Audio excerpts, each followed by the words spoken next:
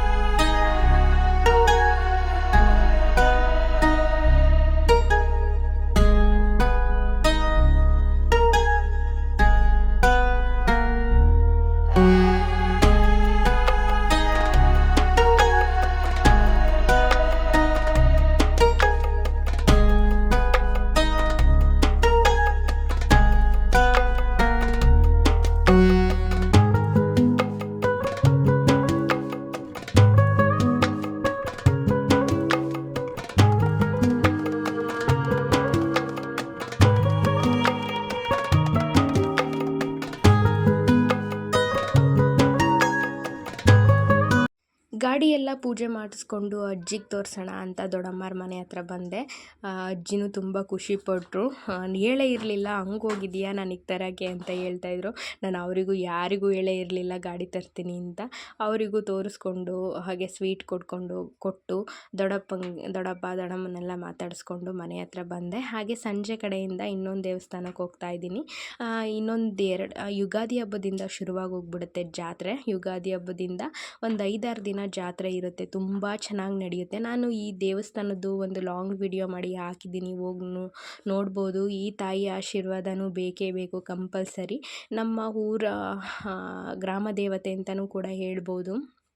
ತುಂಬ ಪವರ್ಫುಲ್ಲು. ಹಾಗೆ ಕಷ್ಟ ಅಂತ ಬಂದರೆ ಕೈ ಹಿಡಿಯೋವಂಥ ತಾಯಿ ನಾನು ತುಂಬ ನಂಬ್ತೀನಿ. ಹಾಗಾಗಿ ಅವರ ಆಶೀರ್ವಾದ ಕೂಡ ಬೇಕೇ ಬೇಕು. ಹಾಗೆ ಲೈಟಾಗಿ ಮಳೆ ಕೂಡ ಬಂತು. ನಮ್ಮ ಕಡೆಯವರು ಹಂಗೇ ಏನೋ ಚಿಕ್ಕ ಪುಟ್ಟ ಏನದ್ದೇ ಕೆಲಸ ಆಗೋದಾಗಲಿ, ಏನಾದರೂ ತೊಂದರೆ ಆಗಲಿ ಅಜ್ಜಿ ಹತ್ರ ಆಶೀರ್ವಾದ ತೊಗೊಂಡು ಬರ್ತೀವಿ. ನಾವು ಅಜ್ಜಿ ಅಂತಲೂ ಕರಿತೀವಿ, ಅಮ್ಮ ಅಂತಲೂ ಕರಿತೀವಿ, ತಾಯಿ ಅಂತಲೂ ಕರಿತೀವಿ, ಎಲ್ಲದನ್ನು ಕರಿತೀವಿ. ನಮ್ಮೂರಿಂದ 1 ಕಿಲೋಮೀಟ್ರ್ ಆಗುತ್ತೆ. ಅಂದರೆ ಅದು ಗುಡ್ಡದಲ್ಲಿ ನೆಲೆಸಿರೋ ಅಂಥದ್ದು ತಾಯಿ. ಹಾಗಾಗಿ ಅವ್ರ ಹತ್ರನೂ ಆಶೀರ್ವಾದ ಎಲ್ಲ ತೊಗೊಂಡು ಪೂಜೆ ಎಲ್ಲ ಮಾಡಿಸ್ಕೊಂಡು ನಾನು ನನ್ನ ಫ್ರೆಂಡ್ಸು ಹೋಗಿದ್ವಿ. ಒಂದು ಒಳ್ಳೆ ಲಾಂಗ್ ಡ್ರೈವ್ ಮಾಡಿಕೊಂಡು ಬಂದೆ. ಏನೋ ಒಂಥರ ಫೀಲೇ ಬೇರೆ ಅದು. ಈ ಸಲ ಯುಗಾದಿ ಹಬ್ಬಕ್ಕೆ ನಾನು ತಂದಿರೋ ಅಂಥ ಹೊಸದು ಗಾಡಿ ನನಗೆ ಸೆಲ್ಫ್ ಗಿಫ್ಟು, ಹಾಗೆ ಅಪ್ಪಂಗೂ ಗಿಫ್ಟು. ಅಷ್ಟೇ, ಸ್ವಾರ್ಥ ಕೂಡ ಇದೆ. ನನಗೂ ಹೌದು, ಅಪ್ಪಂಗೂ ಹೌದು. ಹೆಚ್ಚಿಂದು ಅವರಿಗೋಸ್ಕರ ಅಂತಲೇ ತಂದಿದ್ದು. ನಾನೇನು ಜಾಸ್ತಿ ಓಡಾಡೋಕ್ಕೆ ಹೋಗೋದಿಲ್ಲ. ಹಾಗಾಗಿ ಬೇಕಾಗುತ್ತೆ, ಅವರಿಗೆ ಜಾಸ್ತಿ ಇಂಪಾರ್ಟೆಂಟ್ ಇರೋದು ಅನ್ನೋದಕ್ಕೋಸ್ಕರ ತಂದಿದ್ದು. ಹೌದು.